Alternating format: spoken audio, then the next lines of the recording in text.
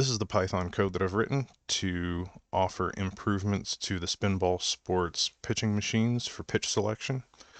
Currently, the software that they utilize in their pitch machines allows you to download pitchers from their database, which will give you their pitch arsenal, pitch speeds, and the spin rates for those pitches.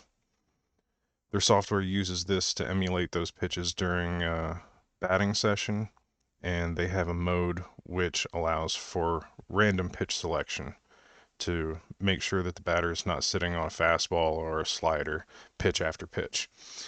While that can help, I don't believe that it accurately emulates real game scenarios where pitch sequences are determined by the pitcher based off of the count, previous pitches, and the results from those pitches during the at bat. So what I've done is I have made a script that will make pitch selections based off of real pitchers, but it bases the pitch selection for the next pitch on the previous pitches in that at bat based on what they have done historically in their career.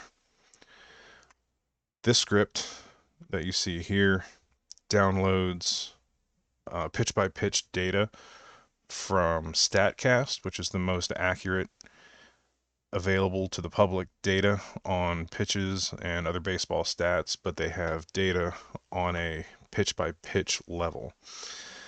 There's a lot of data that every single pitch since 2015 has been recorded with, and we're not going to use all of that data, but we are going to go ahead and download it. So what this does is it takes the year that you were trying to download and the start and end day of that year so that we can download just the pitches from each individual year. We do this because these files are so large that you risk timing out on the server if you try to download the entire database from 2015 to present. So we define the start and end date, the start and end month, and then we list all the months in that range so that we can cycle through them to get all the data for each year and save it as a CSV file. This basically sets up all the months, and then the StatCast function here actually goes through a function called PyBaseball, which lets you download all of that automatically with a start and end date. This appends it to the end of our data list, and then we take all of that data and turn it into a CSV file. We return the data file, and that's what gets used when the function is called. Now, each of these down here is for an individual year to get saved. Again, we do this on a year-by-year basis so that we don't overload the server and get a timeout. If we wanted to download the 2015 data here, we would just go ahead and uncomment these and run this script. That would get all the 2015 data and save it as pitch2015.csv. All of these have been done ahead of time, so I have all of this data, but some years did have anomalies in the dates that we're looking at. Some of these are things like overseas games that were outside of the regular season start times.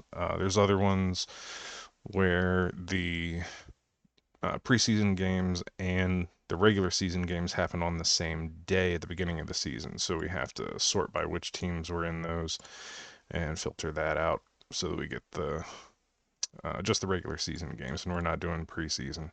So we've got 2015 all the way through 2024.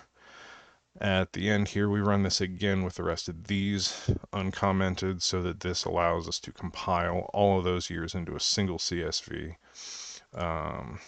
And that is what we're calling pitch 2015 to 2024.csv.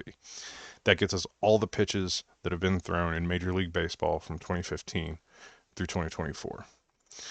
For this example here, I'm going to go ahead and take Clayton Kershaw, and we're going to simulate it at bat with Clayton Kershaw. What we do is we take that, all that information, and we're going to just filter out Clayton Kershaw's pitches. So we input the player name and the CSV that contains all the pitches, and For year, we can do either just a certain year or all years. We're going to do all years here so that we get all of Clayton Kershaw's pitches. This is just a selection of all of the data that's in the pitch data files. We're not even going to use all of this, but again, like it says, this will be down selected later as we need less and less of it. But this way, it's already built for Clayton Kershaw in case we want to do other things with that data. This section up here just formats his name so it can be used properly in the function. If he's not found, we have a backup there. And then this is the filtered data for him. The output file is then made, and this is the call to the function. It's also written, as you can see here, so that we can either enter his name, first name, last name, or we can do last name, comma, first, and it'll recognize it either way. If we put all in quotation marks for the input string for the year, it'll get all of the years. Otherwise, we can do just a certain year and it'll filter those out. So once we have the pitches all saved into a single file, what we're going to do is we're going to take all of that and break it down by count. What pitches he threw in what counts. What we will end up doing is making sure that the pitch that we want to throw is based off of the previous pitches in the at-bat, but we have to account for when there aren't that many pitches that have been thrown in the at-bat. And you'll see where that comes in just a second here. This section up top is just taking the description of each pitch and simplifying it so that we're not looking at different results for a blocked ball, an intentional ball, a pitch out ball. We're breaking this down to it's either a ball, it's a looking strike, a swinging strike, a foul ball, or anything else. All the other ones aren't going to change the count, so that's going to go ahead and either end the at-bat or not be needed for the analysis that we're doing. Here we look at the subset that we're going to use in this, the game, the at-bat number, the pitch number in the at-bat, balls and strikes when the pitch is thrown, the pitch type, what zone it's thrown into, which is defined by StatCast as a 13 zone array. 1 through 9 is in the strike zone. It skips 10 and then does 11 through 14 outside the strike zone. The 9 insides start from top left to right, then up and down. So you get 1 through 9 inside the strike zone as you're looking from the pitcher's perspective. And then in the same clockwise fashion from up and away to a right-hand batter, you get 11, 12, 13, and 14. So that's what the zone is. We also pull the release speed, which is the speed as it leaves the pitcher's hand, the effective speed, which takes into account the release point since it's closer to the plate, the release spin rate, and the description, which is what ended up happening on that pitch that we just simplified up here. This line makes sure that all of the individual at-bats are grouped together. So if it's a 5-pitch at-bat, we get all 5 pitches listed sequentially because we're taking the game, then the at-bat number, then the pitch number, and sorting it that way. We renamed the columns just for ease of calling them out in here. And then we define a new column for the count, which is based off of the balls and strikes. Once we keep going, we group those pitches at that count, and that makes a pitch sequence. And then we define another subset of those columns that we need for the pitch definition and for selecting and matching later. Here we define how many pitches we need to match based off of the count. So basically, if it's a fresh at bat, there's no pitches to match, we have 0. If it's one ball or just one strike, we're only going to be able to match one pitch. If it's an 0-2 count, 1-1 or 2-0, there's two previous pitches. And otherwise, we can match up to three pitches. And this will make more sense as we go down. This is where we're checking and getting all of the information on the previous pitches. And if there's not enough previous pitches available because there's a glitch in how the data was recorded, we're going to go ahead and omit that data so that we're not pulling from something that's incomplete. We take those and we add them to an array. This is making sure that the entire pitch sequence takes up one line in our file. And from there, we just go ahead and add all these together, and then we have an output saying that we're done. This is where we say that we're doing Clayton Kershaw. This is all of Clayton Kershaw's pitches that we filtered out before, and this makes sure that his name is formatted properly for the indexing up here. Once we have that, we can actually go in and use that file to simulate an at-bat from Clayton Kershaw. This is the helper function that lets me ensure that we are searching for the right number of pitches previous to this one to match. And then we go ahead and simulate the at-bat. We find the current count. We import the data from that count with this pitcher. So Clayton Kershaw's 0-0 count is where we end up starting. This through later loops will come through and pull the data for his 0-1 or 0-2 count files, etc. And then we're looking at how many pitches we're going to try and match the pitch zone and result from. This builds the pitching history for what the at-bat we are currently doing in the batting cage is. So when you're using this for training, you can actually simulate counts and full at-bats and then restart the at-bat if there's a walk or a strikeout. Coming down, this is going to show the pitch history in our output so that we can see what the pitch sequence was through the entire at-bat as we go. And this does require the user, probably the manager or coach, or an assistant, to record what the result in real life here was. Did the batter take it for a ball? Did he swing and miss? Did he take a looking strike? Or did he foul it off? And that's going to help us determine what pitch to throw next based off of Clayton Kershaw's historical performance. This adds that pitch to the pitch history so that we can keep track of that. We update the count.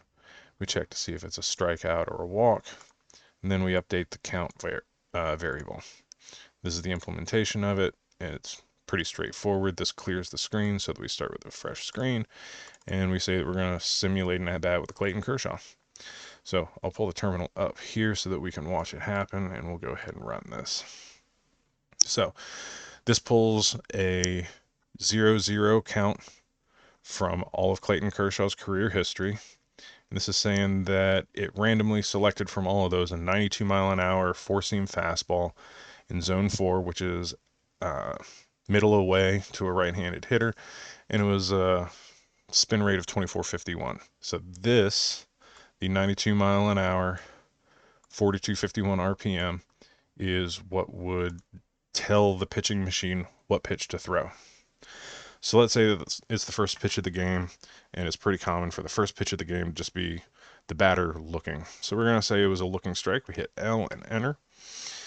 So now it narrows it down to when did Clayton Kershaw throw a four-seam fastball in zone 4 on a 0-0 count and get a looking strike. From that subset of his historical at-bats, it takes all of those and then selects a random at-bat from that and takes his next pitch. So in this case, it selected an at-bat where he threw a 74-mile-an-hour curveball in zone 9, which is down and in, 2435 RPM. So let's say that the batter thought that it was coming inside. It kind of buckled his knees and he took a looking strike. So now we're in an 0-2 count. This tells us the history. We did the 92 mile an hour four seam fastball looking, 74 mile an hour curveball looking. And historically, when those two things have happened on a new count and then an 0-1 count, there's an at bat where Clayton threw a slider at 86 miles an hour in zone 13, which is down and in. 2681 on the RPM. Let's go ahead and say that we knew that that was inside and we went ahead and took it for a ball. Now we're matching all three of these pitches throughout his history when that has happened. And then historically, there is a time when he threw a 90 mile an hour four seam fastball in zone 6, which is inside middle, 2601 RPM. Let's say that we foul that one off. We are now still matching just 3 of the previous pitches. If we go further than that, it's getting far too specific to have any at-bats left, but the most recent pitches are usually what sets up a batter. So we go with the last 3. He goes with a curveball in zone 5. That is heartline middle of the plate. That's not a great place to throw it. I would say that this batter probably crushed this ball, but we'll say that he wasn't looking for it and he went ahead and fouled it off. So again, we're looking at the last 3 pitches. So when there was an 0-2 count with a slider for a ball, a 1-2 count with a fastball for a foul, and then a 1-2 count with a curve that was fouled off from zone 5, he has come back and thrown a 94 mile an hour fastball, zone 11, that's up and away, so he's changing in and out on the batter. We're going to say that we did not see that coming. We realize it's a strike too late. We swing at it, we miss, and we get a strikeout. That ends the at-bat. Then you can start a new at-bat. But this type of pitch sequencing is much more realistic than just a random selection of pitches. What I believe this does is it adds to a more realistic training session. Whether you're a Major League Baseball player and you know that these are the pitchers that you're going to be coming up against, you can download and set up the data for their entire bullpen. So you can have all of their starting pitchers, you can have all of their relief pitchers, you can have all of their closers. And this will set up different profiles for each one of those pitchers so that you can train specifically against a specific pitcher. Now, for Major League Baseball players, that is enormously important to have a very accurate representation of what you're going to be facing when you get up to the plate. For the rest of the general populace who wants to use these pitching machines, it's a novelty, but it still trains you in the understanding of the pitches that are setting you up, inside, outside, up and down, changing your eye level, changing speeds on you. It's going to be a lot more realistic than just pulling a random pitch out of a hat that a pitcher's capable of. So I believe that this kind of a setup for the software would give a much more realistic and effective training scenario. And this is the kind of logic that I have that I can implement in different types of software that we can actually improve the product from a software perspective. But there's also plenty of ideas that I have for how we can improve the actual hardware to give a much more varied setup for different pitchers. Currently, the machine has a certain level of variability as to the height at which the machine can be set up to release these pitches. But anybody who's watched baseball long enough knows that there's some players who come from a really overhand release position. So you're looking at almost a ball being released from above their head all the way down to submariners. And there are some mechanical engineering tricks that you can use to easily reorient the machine without having to take apart multiple pieces of it and put it back together. You can also do this through motorized drives with the proper support and locking mechanisms in place. So this is the kind of logic that I bring to mechanical and software design for pitching machines that I think could be really helpful for a company like SpinBall Sports.